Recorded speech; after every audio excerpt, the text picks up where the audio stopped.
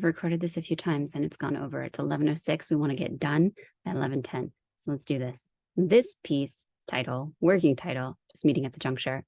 And it, for me, is very similar, and I didn't realize this till afterwards, to Rose Lowry, which is a compliment, but also I think demonstrates the influence of this class unconsciously.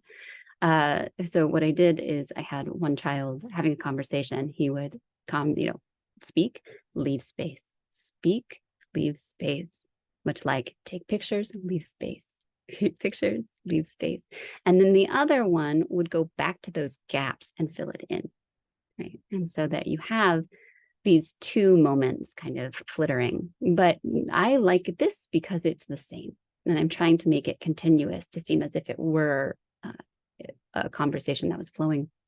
And then I filmed both of them kind of perpendicular to one another so they hit the screen. And this is also like Rose Lowry, like screen, space, and then, projection, space, so that they meet together and it all looks like one image.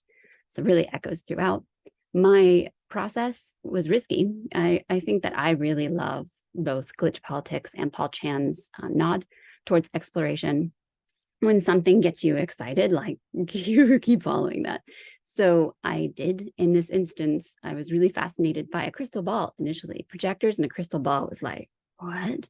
And the surface and all these perspectives coming in, there's something there. I stared at the crystal ball and all the reflections for like an hour one day.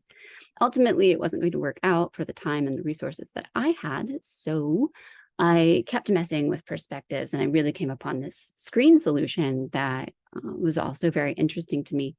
It wasn't until I was editing that I really found something fascinating. Initially, I was like, here's the audio all together, boy and girl, right? Two boys talking back and forth, syncopated, done. And I'm like, well, what happens if I reverse it? So I reversed it and I was like, oh, that's interesting. So the kids and I listened to this gibberish.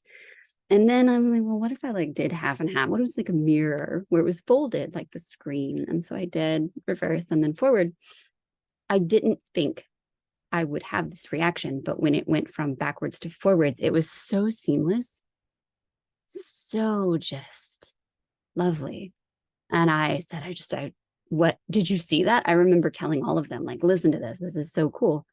And then decided to go back and just do that as much as possible. And so I end up going for 30 seconds in one direction and the opposite direction, 15 seconds, and then forward and then back and then forward and then back, so that you have lots of these moments of going back and forth. During the actual installation, the viewing, it was complicated because I had 3 different systems running and the different software that was producing the images and producing the sound audio had different looping capabilities. The auto recording would not loop seamlessly, and then the videos would loop seamlessly. So you'll notice that it kind of hits off after a while, and we had to work really hard to get them syncopated in the first instance.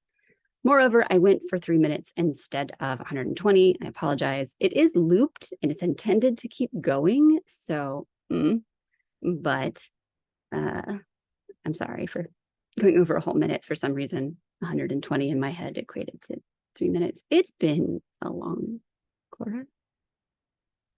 All right. This was great.